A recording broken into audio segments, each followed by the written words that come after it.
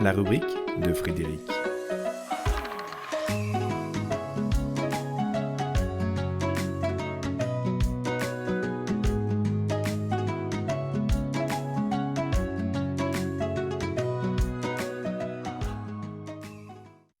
Flagrant délire. Peur du noir, peur du manque, peur du ridicule, peur de ne pas y arriver, peur de demander, peur du lendemain, peur du présent, peur de ne pas être à la hauteur. La liste des peurs s'étire inlassablement pour mieux nous dire qu'on n'y échappe pas comme ça. Eh ouais. Il y a les peurs évidentes et les peurs qui avancent sous des airs qui n'en ont pas l'air. Des peurs qui se prennent pour des supériorités. Des peurs qui viennent, sous couvert de comparaison, nous rassurer. Des peurs ataviques qui perpétuent les guerres. Guerre de religion, guerre de clan, guerre de terrain, guerre sur le terrain.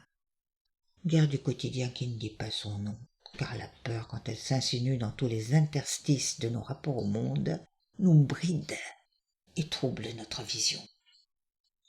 Elle enveloppe d'une cotte de maille qui, sous couvert de protection, emprisonne. La peur est là pour dire nos attachements. Attachement à nos repères qui ne se voient pas dans le noir. Attachement à la voir quand l'idée du manque s'installe. Attachement au paraître, quand le ridicule s'invite dans nos représentations.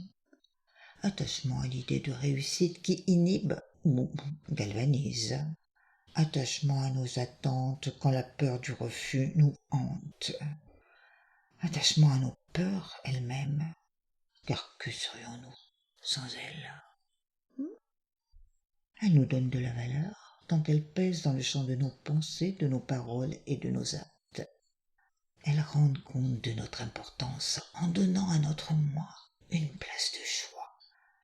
Car qu'il parle ou qu'il taise ses peurs, le moi occupe alors pleinement l'espace, occultant les petites légèretés, les petites joyeusetés, les nouveautés qui se présentent, histoire de ne pas lâcher les peurs qui le maintiennent dans le statu quo d'un présent qui se nourrit allègrement de vieilles mémoires, de vieilles histoires qui insistent pour occuper le terrain de ses actualités.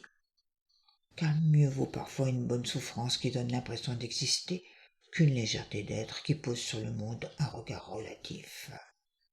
La peur se veut absolue quand elle n'est pas raisonnable. Elle permet d'être un tout souffrant, mais un tout quand même. Et à choisir, l'humain opte parfois pour la souffrance d'un tout illusoire, plutôt que pour la légèreté d'une partie pas plus importante qu'une autre, dans la grande aventure engagée par l'humanité pour incarner l'amour sur terre. L'amour fait tourner le monde, c'est vrai. Sans lui, la création n'existerait pas. Le nouveau ne verrait pas le jour. Mais la peur est un papier pas beau qui enveloppe l'amour sous de multiples couches qu'il convient de déchirer pour trouver sous ces décombres le cadeau que nous avons tous en partage, sans que rien ne nous soit spécifiquement attribué. Même pas peur de ne pas en avoir plus. C'est cela, la délivrance.